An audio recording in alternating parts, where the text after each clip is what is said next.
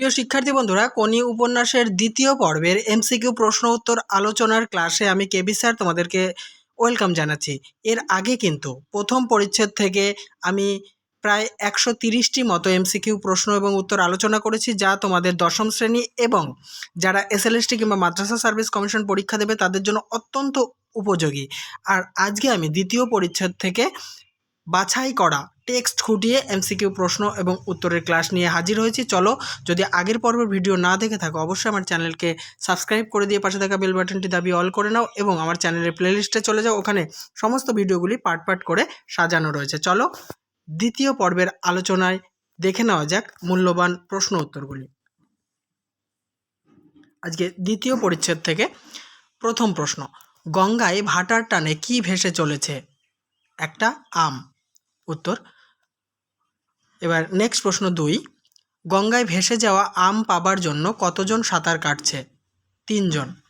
Next, কোমর জলে দাঁড়িয়ে কারা জল থাবড়ে হইচই করে ওদের তাতিয়ে তুলছে? 2-3টি 14-15 বছরের ছেলে। নেক্সট 4, হঠাৎ ওদের একজন একটু একটু করে এগিয়ে যেতে শুরু করলো অন্য দুজনকে পিছনে ফেলে। কার কথা বলা হয়েছে? কোনির কথা।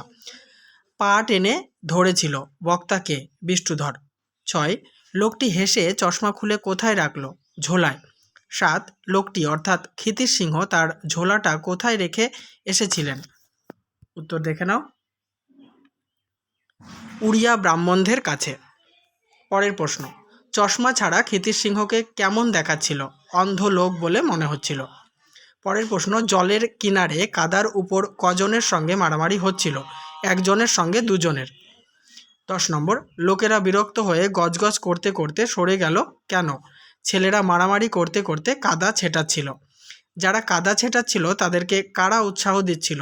2-3টি ছেলে।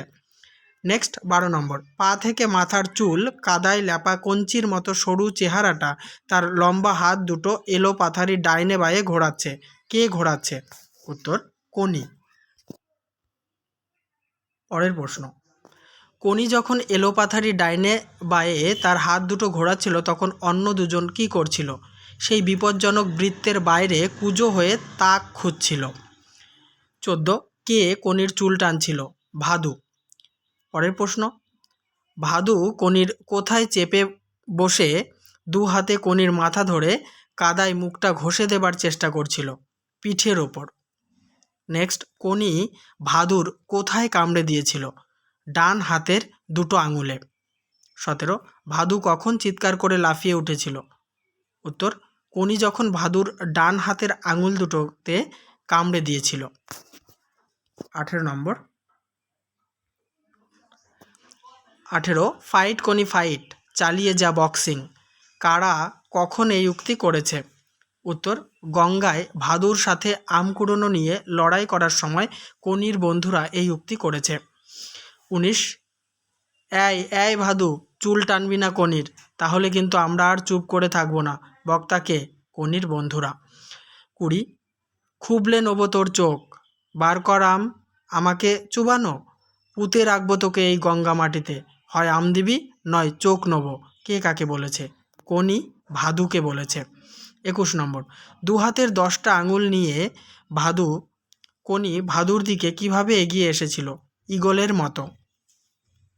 22, দু হাতের 10টা আঙুল ঈগলের নখের মতো বেঁকিয়ে চিত হয়ে পড়া ভাদুর চোখের সামনে কোনি এগিয়ে আনতেই কোন দুটি ছেলে তাকে সরিয়ে এনেছিল?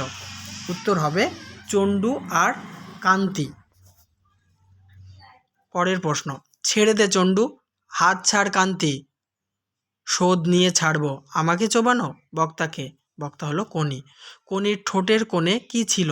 ফেনা। সামনের দাঁতগুলি কেমনভাবে বেরিয়েছিল? হিংস্রভাবে। 26, কোনির হিলহিলে লম্বা দেহটা সামনে পিছনে কেমনভাবে দুলছিল? কেউটের ফনার মতো। 27, এই ভাদু ও আম কোনির, বার করে দে, নয়তো সত্যিই চোখ তুলে নেবে কিন্তু। বক্তাকে? কোনির বন্ধু। 28, শিউরে উঠে বলল, কে শিউরে উঠেছিল? ভাদু। পরের প্রশ্ন 29, ভাদু শিউরে উঠেছিল কেন? রক্ত দেখে। ভাদু শিউরে উঠে কি বলেছিল? রক্ত বেরোচ্ছে, দাঁত বসিয়ে গর্ত করে দিয়েছে। এটাকে সিঙ্গেল কোটে রাখতে হবে। 31, কে কনির হাত ছেড়ে দিয়ে ভাদুর প্যান্টের পকেটে হাত ঢুকিয়েছিল? কান্তি। কান্তি ভাদুর প্যান্টের পকেটে হাত ঢুকিয়ে কি করলো? কয়েকটা কাঁচা আম বের করে বড় আমটি বেছে নিয়ে কনির দিকে ছুঁড়ে দিল। নেক্সট, কি টকরে বাবা, মা গঙ্গাকে এমন আমও খেতে দেয়? বক্তাকে। বক্তা হচ্ছে কনি। দেখি তো কেমন গর্ত হয়েছে। কে কাকে বলেছে? কনি ভাদুকে বলেছে। নেক্সট প্রশ্ন 35, দেখি তো কেমন গর্ত হয়েছে। কনি কিভাবে ভাদুর হাতটা দেখেছিল?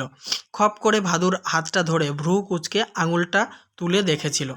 36, ভাগ, কিচ্ছু হয়নি, নাম নাম, জলে নাম, যেমন কাজ করেছিস তেমনি ফল পেয়েছিস, আমাকে রাগালে কি হয় এবার বুঝলি তো? কে কাকে বলেছে? কনি ভাদুকে একথা বলেছে। 37, একটু বড় প্রশ্ন, জ্বালিয়ে মারে হতভাগারা, গঙ্গার ঘাটটাকে নোংরা করে রেখেছে হা ঘরে হাবাতের দল, মা গঙ্গাকে উৎসুগ্য করা আমি রাস্তায় বসে বেচবে, জুটেছে আবার এক মেয়ে মদ্দানি, বাপ মাও কিছু বলে না। বক্তাকে। গঙ্গায় স্নান করতে আসা এক বৃদ্ধ। 38, কাকে মেয়ে মদ্দানি বলা হয়েছে? কনিকে। 39, উৎসুগ্য মানে কি? উৎসর্গ বা নিবেদন করা। 40 নম্বর, মেয়ে মদ্দানিটা কে? কে কার কাছে জানতে চেয়েছে? ক্ষিতির সিংহ গঙ্গায় স্নান করতে আসা এক বৃদ্ধের কাছে জানতে চেয়েছে। 41, ক্ষিতির সিংহের এই কথার উত্তরে বৃদ্ধটি কি বলেছিল? কে আবার, দেখতে পাননি? চোখ তো একজোড়া রয়েছে। 42, চশমা ছাড়া ঝাপসাভাবে ক্ষিতির সিংহ কি দেখতে পেল? কনি ভাদুর হাত ধরে টানাটানি করছে। 43, লোকটি ঠাউর করতে পারছে না কনি ছেলে কি মেয়ে, এর কারণ কি? এর কারণ হচ্ছে কনির ঘাড় পর্যন্ত ছাটা কাদামাখা চুল, মাথায় বসা, প্যান্টে গোজা গেঞ্জি, শরীরের সঙ্গে লেপ্টে দ্বিতীয় পরত চামড়া হয়ে আছে, দীর্ঘ সরু দেহ, সরু পা, সরু হাত, তাই লোকটি বুঝতে পারছিল না যে কনি ছেলে না মেয়ে। নেক্সট প্রশ্ন আলোচনা করব, তার আগে বলি বন্ধুরা অবশ্যই ভিডিওতে লাইক, কমেন্ট এবং শেয়ার করো। আর কেমন লাগছে আমার আলোচনা অবশ্যই কমেন্ট বক্সে লিখে জানাতে ভুলো না। আর চ্যানেলটিতে নতুন হলে সাবস্ক্রাইব করে অল করে দিও। আর আমার চ্যানেলের সমস্ত ভিডিও দেখার জন্য প্রতিনিয়ত আমার চ্যানেলের প্লেলিস্ট ফলো করো, ওখানে তোমাদের সিলেবাস অনুযায়ী সমস্ত ভিডিও আমি আপলোড করে চলেছি। অবশ্যই লাইক, কমেন্ট এবং শেয়ার করতে ভুলো না। দেখে নেব পরের প্রশ্নটি। 44 নম্বর, আচ্ছা শরীরটাকে আবার বলছি, আচ্ছা শরীরটাকে চাকর বানানো সেটা কি ব্যাপার? বক্তাকে। বক্তা হলেন বিষ্ণুচরণ ধর। 45, বিষ্ণুচরণের শরীরটাকে চাকর বানানো প্রশ্নের উত্তরে ক্ষিতির সিংহ কি জানিয়েছেন? উত্তর, সোজা ব্যাপার, লোহা চিবিয়ে খেয়ে হুকুম করবেন হজম করো, পাকস্থলী হজম করবে, বলবেন 5 মাইল হাঁটিয়ে নিয়ে চলো, পা জোড়া অমনি পৌঁছিয়ে দেবে, শখ হলো গাছের ডাল ধরে ঝুলবেন, হাত দুটো আপনাকে ঝুলিয়ে রেখে দেবে, এই সব আর কি। 46, লোকটি জল থেকে উঠে আলতোভাবে মাটির উপর দিয়ে হেঁটে কোথায় দাঁড়ালো? সিঁড়িতে।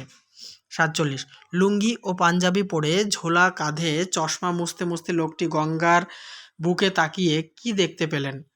4টি কালো ফুটকি, তারা সিকি গঙ্গা পার হয়ে এগিয়ে যাচ্ছে। নেক্সট প্রশ্ন 48, লোকটি তার গামছাটি কোথায় জড়িয়ে বাড়ির পথে রওনা হলেন? পাগড়ির মতো মাথায় জড়িয়ে বাড়ির পথে রওনা হলেন। 49, গঙ্গার ঘাট থেকে ক্ষিতির সিংহের বাড়ির দূরত্ব কত মিনিট? 15 মিনিট। ক্ষিতির সিংহের বাড়িটি কেমন? একতলা, টালির চালের বাড়ি। 51, ক্ষিতির সিংহের বাড়ির সদর দরজার পরে কি রয়েছে? উঠোন। নেক্সট, ক্ষিতির সিংহের বাড়ির উঠোনে কোন কোন গাছ আছে? লঙ্কা গাছ, পেঁপে গাছ, জবা ও চালকুমড়ো গাছ। নেক্সট, ক্ষিতির সিংহের বাড়ির রান্নাঘর ও কলঘর কিসের তৈরি? টিনের। 54 নম্বর প্রশ্ন, দালানের পেছনে কয়টি ঘর রয়েছে? 2টি। 55, একতলা বাড়িটি চারদিকের উঁচু বাড়িগুলোর মধ্যে খুব শান্তভাবে যেন উবু হয়ে বসে, কার বাড়ির কথা বলা হয়েছে? ক্ষিতির সিংহের বাড়ির কথা। 56, ক্ষিতির সিংহের বাড়ির উত্তর দিকের প্রতিবেশীর নাম কি? হলধর বর্ধন। 57, কে ক্ষিতির সিংহের একতলা বাড়িটি কেনার জন্য 2বার প্রস্তাব দিয়েছেন? হলধর বর্ধন। 58, ক্ষিতির সিংহ হলধর বর্ধনের প্রস্তাবটি কেমনভাবে প্রত্যাখ্যান করেন? বিনীতভাবে। 59, ক্ষিতির সিংহের সংসারে কে কে আছেন? ক্ষিতির সিংহ, তার স্ত্রী লীলাবতী ও 2টি বেড়াল। 60 নম্বর, ক্ষিতিশ সিংহের স্ত্রী লীলাবতীর শখগুলি কি? জল খরচ করা এবং বাড়িতে বিড়াল পোষা। 61, ক্ষিতিশ সিংহকে রাস্তার টিউবওয়েলে স্নান করতে হয় কেন? তার স্ত্রী লীলাবতী প্রচুর পরিমাণে জল খরচ করেন, ফলে স্নানের জল থাকে না। 62, ক্ষিতিশ সিংহ যখন বাড়ির মধ্যে উঠোনে টাঙানো তারে তার ভিজে প্যান্টটা মেলতে যাচ্ছিলেন, তখন তার ঘর থেকে কে বেরিয়ে এসেছিলেন? ভেলো। ভেলোর চেহারা কেমন? হৃষ্টপুষ্ট। 64, খিদ্দা, তোমার জন্য অনেকক্ষণ বসে আছি আর বাড়ি পাহারা দিচ্ছি। দোকান থেকে কে বৌদিকে ডাকতে এসেছিল? আসছি বলে সেই যে গেছে। বক্তাকে? বক্তা হচ্ছে ভেলো। নেক্সট প্রশ্ন 65, ভেলো চটপট একটু চা বানা দেখি। বক্তাকে? ক্ষিতিশ সিংহ। এই প্রসঙ্গে বলে রাখি, ভেলো চা কেন বানায়নি? চা বানায়নি হচ্ছে লীলাবতীর ভয়ে, হয়তো লীলাবতী চলে আসবে এই কারণে বানায়নি। 66, তাহলে থাক, বরং তুই কি জন্য এসেছিস বল। কে কাকে কথা বলেছে? ক্ষিতিশ সিংহ ভেলোকে কথা বলেছেন। 67, ক্লাবের আজকের মিটিংয়ে যাবে নাকি? বক্তাকে? ভেলো। 68, ক্ষিতিশ সিংহের মতে ক্লাবে মিটিং ডাকা হয়েছে কেন? ক্লাবের ছেলেরা নিয়ম শৃঙ্খলা মানে না, জলে নেমে ইয়ার্কি মারে, এই জন্য তাদেরকে ক্ষিতিশ সিংহ ক্লাব থেকে বেরিয়ে যেতে বলেছে, তাই কাউন্সিলিংয়ের মিটিং ডাকা হয়েছে। 69, ভেলোর মতে ক্লাবে মিটিং ডাকার কারণ কি? হরিচরণ এবং তার গ্রুপের রাগ আছে ক্ষিতিশ সিংহের ওপর, তাই শ্যামল আর গোবিন্দকে উস্কিয়ে ক্ষিতিশ সিংহের বিরুদ্ধে চার্জ এনে মিটিং ডাকা হয়েছে। 70, হরিচরণের বহুদিনের ইচ্ছাটা কি? ক্লাবের চিফ ট্রেনার হওয়া। 71, আমাকে বলেও ছিল গত বছর। গত বছর কে কাকে কি বলেছিল? হরিচরণ তার চিফ ট্রেনার হওয়ার আশার কথা ক্ষিতিশ সিংহকে বলেছিল। 72, হরিচরণের কথার উত্তরস্বরূপ ক্ষিতিশ সিংহ কি জানিয়েছিল? দেখো, উত্তরটা একটু বড় করে লিখেছি, কিন্তু এর মধ্যে তোমাদের অনেক প্রশ্নের উত্তর লুকিয়ে আছে। এটা সিঙ্গেল কোটেশনে লিখতে পারো। একটা চ্যাম্পিয়ন শুধু খাওয়া দাওয়া আর ট্রেনিং দিয়েই তৈরি করা যায় না, তার মন মেজাজ বুঝে তাকে চালাতে হয়। ট্রেনারকে মনস্তাত্ত্বিক হতে হবে, তার মানে কমন সেন্স প্রয়োগ করতে হবে। গুরুকে শ্রদ্ধেয় হতে হবে শিষ্যের কাছে। কথা, কাজ, উদাহরণ দিয়ে মনের মধ্যে আকাঙ্ক্ষা বাসনা জাগিয়ে তুলতে হবে, তাকে মোটিভেট করতে হবে। এসব তোর দ্বারা সম্ভব নয়, শুধু চেঁচামেচি গালাগালি করেই খাটাতে চাস। চিফ ট্রেনার হওয়া তোর কম্য নয়। এখানে কম্য বানানটা বইতে ক, ময় ও কার আছে। 73 নম্বর, খিদ্দা, তোমার এই লেকচার দেওয়ার বদ অভ্যাসটা ছাড়ো।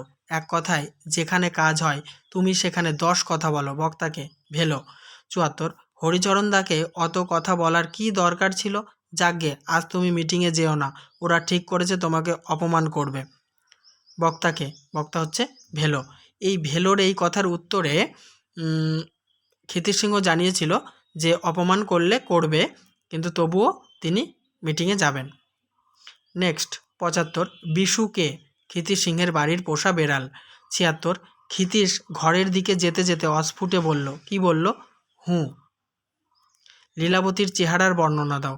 অর্থাৎ লীলাবতী যখন প্রথম ভেলো আর ক্ষিতিশ সিংহের কথোপকথনের মধ্যে প্রবেশ করেছিল, তখনকার চেহারার বর্ণনা দেওয়ার কথা বলা হয়েছে। অতি ছোট্ট খাট্ট গৌরবর্ণা এবং গম্ভীর। বাড়িতে প্রথম প্রবেশের সময় লীলাবতীর হাতে এবং পায়ে কী ছিল? ঠিক সেই সময়ের কথাই আর কি আমি এইমাত্র বললাম। পায়ে ছিল চটি এবং হাতে ছিল ছাতা। 79, ভেলো এবং ক্ষিতিশ সিংহের দিকে তাকিয়ে লীলাবতী কি বলল? বেলা অনেক হয়েছে, 4টি ভাত খেয়ে যেও। 80, ভেলোর হঠাৎ যেন কাণ্ডজ্ঞান ফিরে এলো। ভেলোর কখন কাণ্ডজ্ঞান ফিরে এসেছিল? যখন লীলাবতী তাকে ভাত খেয়ে যাওয়ার কথা বলেছিলেন। 81, না বৌদি, বড্ড দেরি হয়ে গেল, বাড়িতে ভাত নিয়ে বসে আছে, আমি এখন যাই। বক্তাকে? বক্তা হচ্ছে ভেলো। 82, খিদ্দা, তোমার কিন্তু না গেলেই ভালো। কোথায় না গেলেই ভালো? ক্লাবের কাউন্সিলিংয়ের মিটিংয়ে ক্ষিতিশ সিংহের না গেলেই ভালো। 83, না গেলেই ভালো মানে? বক্তাকে? বক্তা হচ্ছে লীলাবতী।